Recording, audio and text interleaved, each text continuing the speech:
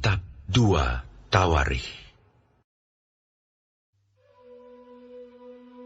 Yosia berumur 8 tahun pada waktu ia menjadi raja, dan 31 tahun lamanya ia memerintah di Yerusalem. Ia melakukan apa yang benar di mata Tuhan, dan hidup seperti Daud, bapa leluhurnya, dan tidak menyimpang ke kanan atau ke kiri.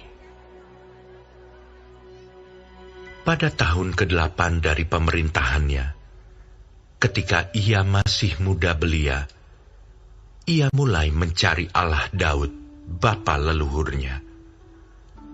Dan pada tahun ke-12, ia mulai mentahirkan Yehuda dan Yerusalem daripada bukit-bukit pengorbanan, tiang-tiang berhala, patung-patung pahatan, dan patung-patung tuangan. Mezbah-mezbah para Baal dirobohkan di hadapannya. Ia menghancurkan pedupaan-pedupaan yang ada di atasnya. Ia meremukkan dan menghancur luluhkan tiang-tiang berhala, patung-patung pahatan, dan patung-patung tuangan, dan menghampurkannya ke atas kuburan orang-orang yang mempersembahkan korban kepada berhala-berhala itu. Tulang-tulang para imam dibakarnya di atas mezbah-mezbah mereka. Demikianlah ia mentahirkan Yehuda dan Yerusalem. Juga di kota-kota Manasye, Efraim dan Simeon, sampai di kota-kota Naftali, yang di mana-mana telah menjadi reruntuhan. Ia merobohkan segala mezbah dan tiang berhala, meremukkan segala patung pahatan, serta menghancur luluhkannya, dan menghancurkan semua pedupaan di seluruh tanah Israel. Sesudah itu, ia kembali ke Yerusalem. Pada tahun ke-18 dari pemerintahannya, setelah selesai mentahirkan negeri dan rumah Tuhan, ia menyuruh Safan bin Azalia dan Maaseya penguasa kota, serta Yoah bin Yoahaz, bendahara negara, untuk memperbaiki rumah Tuhan Allahnya. Maka datanglah mereka kepada imam besar Hilkia, dan menyerahkan kepadanya uang yang telah dibawa ke rumah Allah, dan yang telah dikumpulkan oleh orang-orang Lewi, yakni oleh para penjaga pintu, dan dari orang-orang Manasye dan Efraim, dan dari semua orang yang masih tinggal dari Israel, pula dari seluruh orang Yehuda dan Benyamin, dan dari penduduk Yerusalem. Uang itu diberikan mereka ke tangan para pekerja yang diangkat untuk mengawasi rumah Tuhan. Dan mereka itu yang bekerja dalam rumah Tuhan mengeluarkannya untuk membetulkan dan memperbaiki rumah itu. Mereka memberikannya kepada tukang-tukang kayu dan tukang-tukang bangunan, supaya tukang-tukang itu membeli batu pahat dan kayu untuk tupai-tupai, dan untuk memasang balok-balok pada gedung-gedung yang oleh raja-raja Yehuda dibiarkan roboh. Orang-orang itu melakukan pekerjaan itu dengan setia. Orang-orang yang diangkat menjadi pengawas mereka ialah Yahat dan Obaja, orang-orang Lewi dari Bani Merari, sedangkan Zakaria dan Mesulam dari Bani Kehat mengepalai semua. Dan semua orang Lewi yang pandai memainkan alat-alat musik, mengepalai kuli-kuli, dan mengiringi semua tukang dalam pekerjaan apapun. Dari antara orang-orang Lewi itu, ada yang menjadi panitera, pengatur, atau penunggu pintu gerbang. Ketika mereka mengeluarkan uang yang telah dibawa ke rumah Tuhan, Imam Hilkia menemukan kitab Taurat Tuhan yang diberikan dengan perantaraan Musa. Maka berkatalah Hilkia kepada Safan, panitera negara itu, "Aku telah menemukan kitab Taurat di rumah Tuhan." Lalu Hilkia memberikan kitab itu kepada Safan, dan Safan membawa kitab itu kepada raja. Ia juga menyampaikan kabar kepada raja, "Segala sesuatu yang ditugaskan kepada hamba-hambamu telah mereka laksanakan. Mereka telah mengambil seluruh uang yang terdapat di rumah Tuhan dan memberikannya ke tangan para pengawas dan para pekerja." Safan panitera negara itu memberitahukan juga kepada raja, "Imam Hilkia telah memberikan kitab kepadaku." Lalu Safan membacakan sebagian di depan raja. Segera sesudah raja mendengar perkataan Taurat itu, dikoyakkannyalah pakaiannya. Kemudian raja memberi perintah kepada Hilkia, kepada Ahikam bin Safan, kepada Abdon bin Mikha, kepada Safan panitera negara itu, dan kepada Asaya hamba raja, katanya, "Pergilah, mintalah petunjuk Tuhan bagiku, bagi yang masih tinggal di Israel dan di Yehuda, tentang perkataan kitab yang ditemukan ini. Sebab hebat kehangatan murka Tuhan yang dicurahkan kepada kita, oleh karena nenek moyang kita tidak memelihara firman Tuhan dengan berbuat tepat, seperti yang tertulis dalam kitab ini." Maka pergilah Hilkia dengan orang-orang yang disuruh raja kepada Nabiah Hulda, istri seorang yang mengurus pakaian-pakaian, yaitu Salum bin Tokat bin Hasra, penunggu pakaian-pakaian. Nabiah itu tinggal di Yerusalem, di perkampungan baru.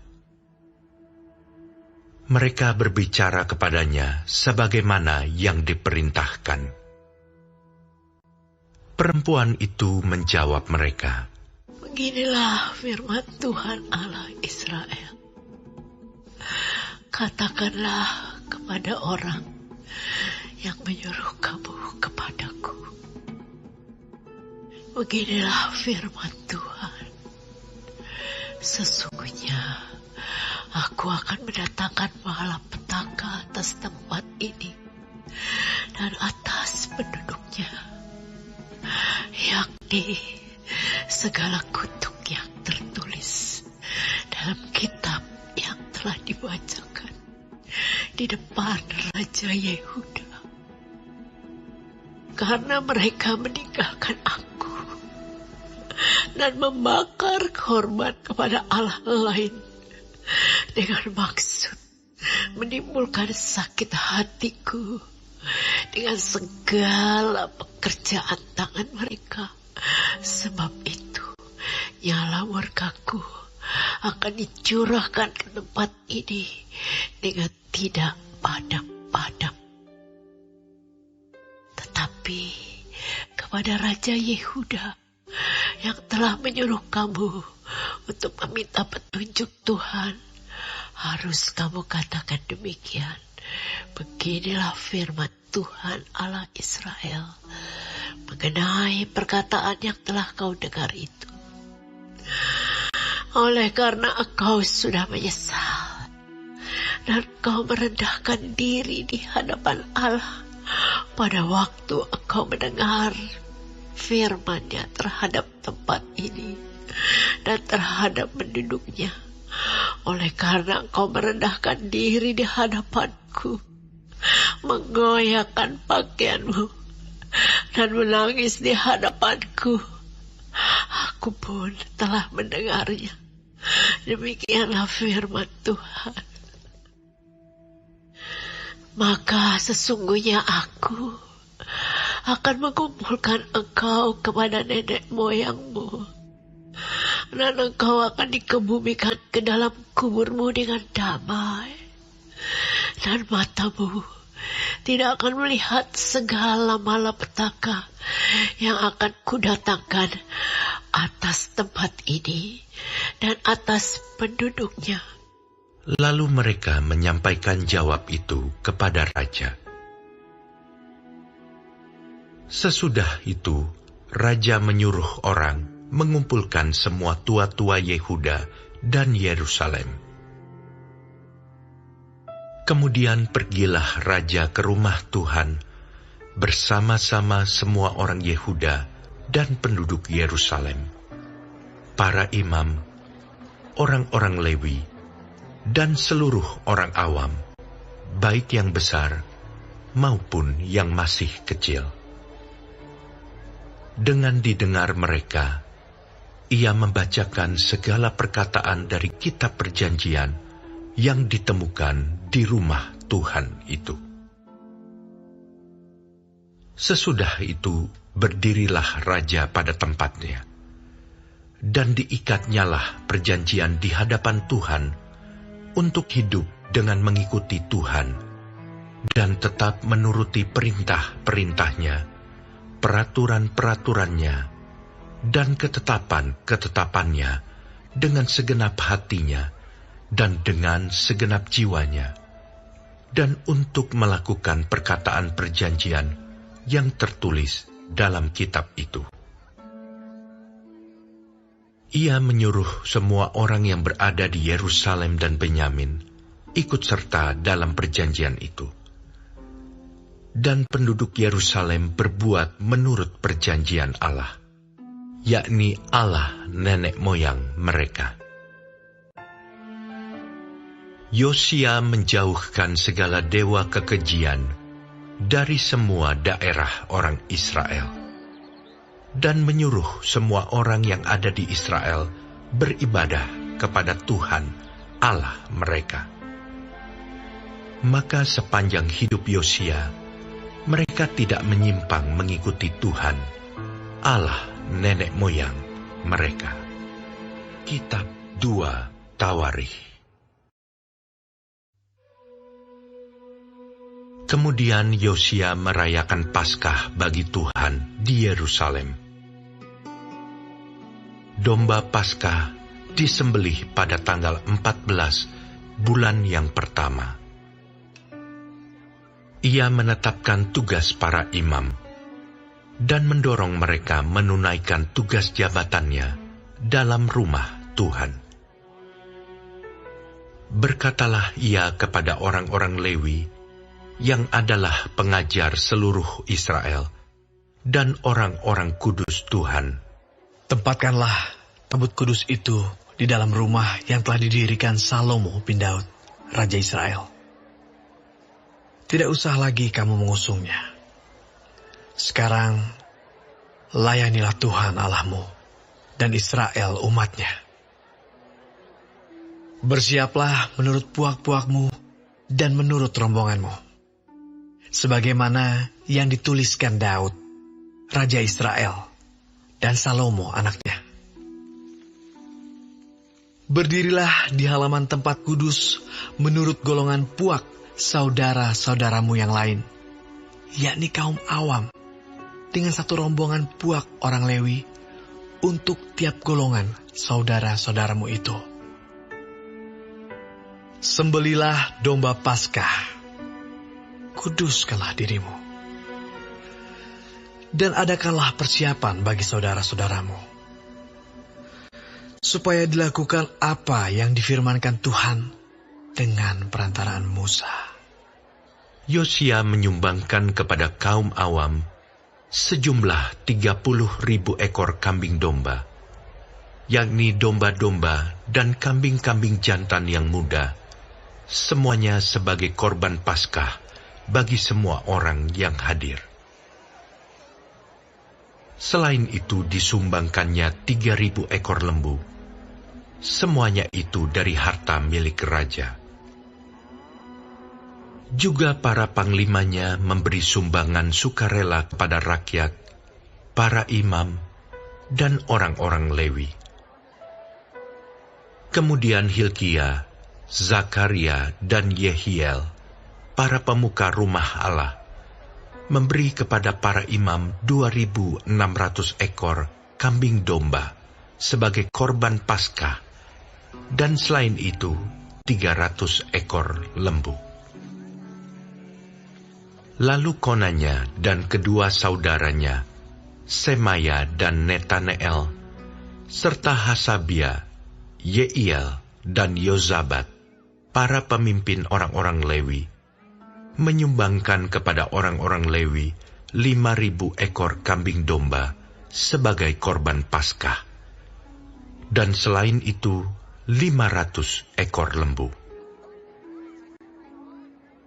Setelah upacara ibadah disiapkan, berdirilah para imam pada tempatnya, dan orang-orang Lewi menurut rombongannya, sesuai dengan perintah raja. Maka disembelihlah domba Paskah, dan para imam menyiramkan darah yang mereka terima dari orang-orang Lewi, sedang orang-orang Lewi menguliti domba itu. Tetapi mereka memisahkan korban bakaran untuk diserahkan kepada kaum awam menurut golongan puak mereka, supaya dipersembahkan kepada Tuhan sebagaimana tertulis dalam kitab Musa. Demikian pula dilakukan mereka dengan lembu-lembu. Kemudian mereka memasak domba Paskah di atas api, sesuai dengan peraturan. Sedang persembahan-persembahan kudus, mereka masak dalam kuali, belanga, dan pinggan, lalu membawanya cepat-cepat kepada segenap kaum awam. Kemudian mereka menyediakannya bagi dirinya dan bagi para imam, karena para imam, yakni anak-anak Harun, sampai malam hari sibuk mempersembahkan korban bakaran dan segala lemak. Oleh sebab itu, orang-orang Lewi menyediakannya bagi dirinya dan bagi para imam, yakni anak-anak Harun. Para penyanyi, yakni Bani Asaf, ada pada tempat mereka, sesuai dengan perintah Daud, Asaf, Heman, dan Yedutun, pelihat raja itu. Juga para penunggu pintu gerbang ada pada tiap-tiap pintu gerbang. Mereka tidak usah meninggalkan tugas mereka, karena saudara-saudara mereka, orang-orang Lewi, menyediakannya untuk mereka. Demikianlah seluruh upacara ibadah bagi Tuhan disiapkan pada hari itu untuk merayakan Paskah dan untuk mempersembahkan korban bakaran di atas mezbah Tuhan sesuai dengan perintah Raja Yosia. Pada waktu itu, orang Israel yang hadir di situ merayakan Paskah dan Hari Raya Roti Tidak Beragi selama 7 hari. Paskah semacam itu tidak pernah lagi dirayakan di Israel sejak Nabi Samuel. Seorang pun di antara raja-raja orang Israel tidak pernah merayakan Paskah seperti yang dirayakan Yosia dengan para imam dan orang-orang Lewi, dengan seluruh orang Yehuda dan Israel yang dapat hadir, dan dengan penduduk Yerusalem. Paskah itu dirayakan pada tahun ke-18 pemerintahan Yosia. Kemudian daripada semua ini, setelah Yosia memperbaiki rumah Tuhan, majulah Neko, Raja Mesir, hendak berperang di Karkemis di tepi sungai Efrat. Yosia keluar menghadapinya. Ia mengirim utusan kepada Yosia dengan pesan, "Apakah urusanmu dengan aku, Raja Yehuda? Saat ini aku tidak datang melawan engkau, tetapi melawan keluarga raja yang sedang kuperangi. Allah memerintahkan aku supaya segera bertindak. Hentikanlah niatmu menentang Allah yang menyertai aku, supaya engkau jangan dimusnahkannya." Tetapi Yosia tidak berpaling daripadanya, melainkan menyamar untuk berperang melawan dia. Ia tidak mengindahkan kata-kata Neko, yang merupakan pesan Allah, lalu berperang di lembah Megido. Maka pemanah-pemanah menembaki Raja Yosia, dan Raja berseru kepada orang-orangnya, "Bawa aku dari sini, karena aku luka parah." Orang-orangnya mengangkatnya dari keretanya, lalu mengangkutnya dengan kereta cadangannya, lalu membawanya ke Yerusalem. Kemudian matilah ia, lalu dikuburkan di pekuburan nenek moyangnya. Seluruh Yehuda dan Yerusalem berkabung karena Yosia. Yeremia membuat suatu syair ratapan mengenai Yosia. Dan sampai sekarang ini, semua penyanyi laki-laki dan penyanyi perempuan menyanyikan syair-syair ratapan mengenai Yosia. Dan mereka jadikan itu suatu kebiasaan di Israel. Semuanya itu tertulis dalam syair-syair ratapan. Selebihnya dari riwayat Yosia dan perbuatan-perbuatannya yang saleh, yang sesuai dengan yang ada tertulis dalam Taurat Tuhan, yakni riwayatnya dari awal sampai akhir. Sesungguhnya semuanya itu tertulis dalam kitab Raja-Raja Israel dan Yehuda. Kitab 2 Tawarikh.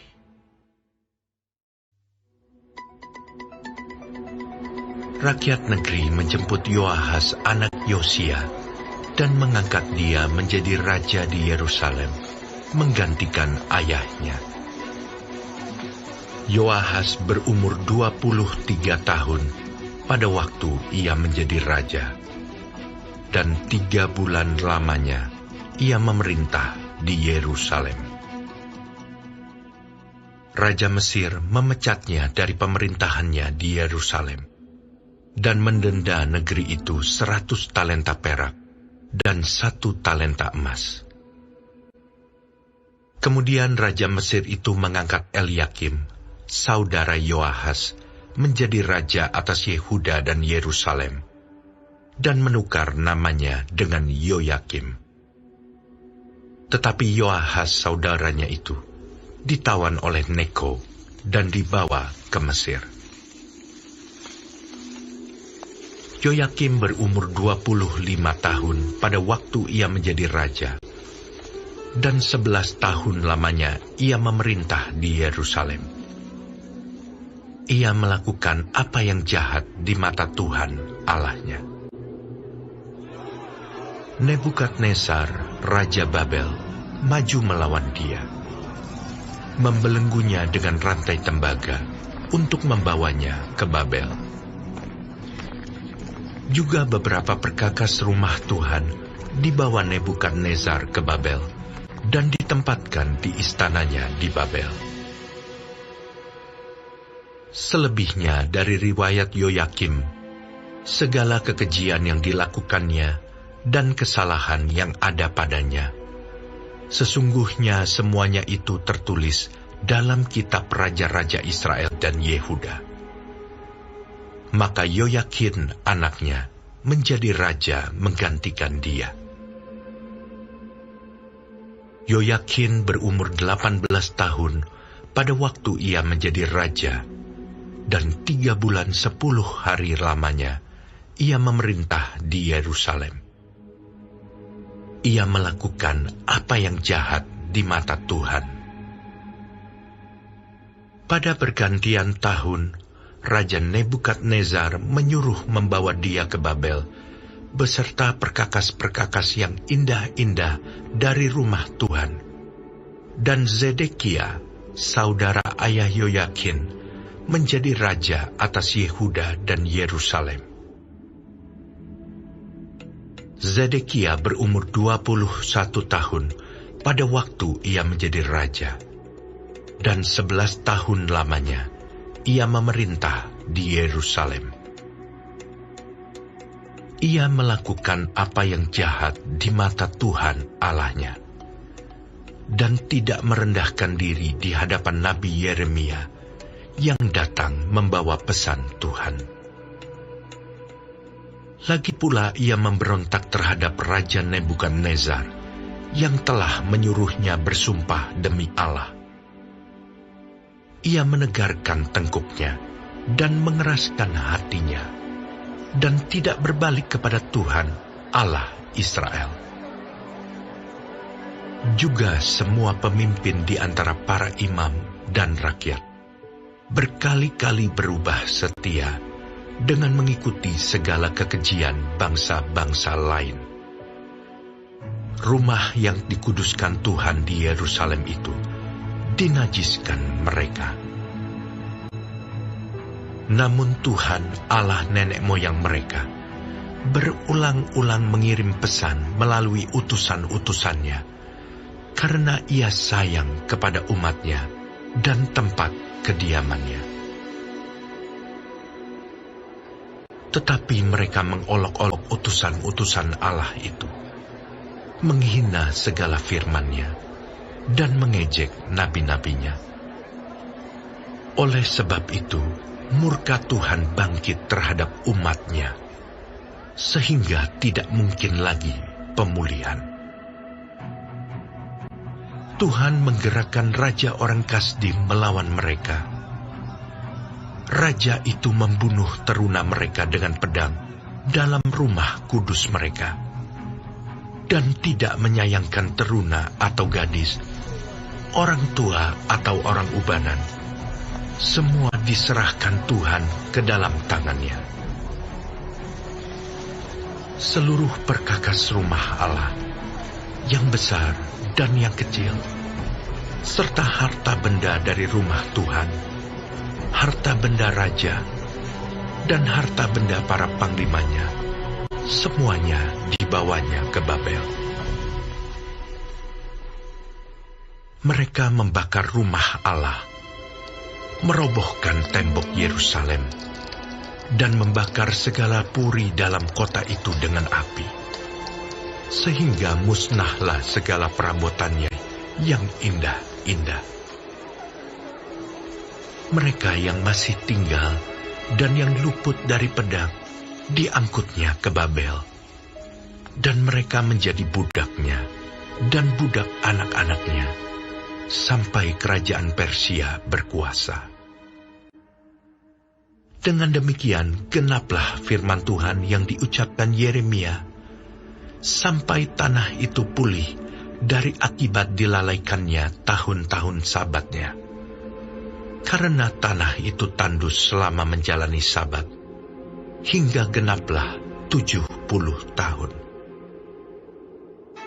Pada tahun pertama zaman Kores, raja negeri Persia, Tuhan menggerakkan hati Kores, raja Persia itu, untuk menggenapkan firman yang diucapkan oleh Yeremia, sehingga disiarkan di seluruh kerajaan Kores secara lisan dan tulisan pengumuman ini. Beginilah perintah Kores, raja Persia. Segala kerajaan di bumi telah dikaruniakan kepadaku oleh Tuhan, Allah semesta langit. Ia menugaskan aku untuk mendirikan rumah baginya di Yerusalem, yang terletak di Yehuda. Siapa di antara kamu termasuk umatnya, Tuhan Allahnya menyertainya dan biarlah ia berangkat pulang.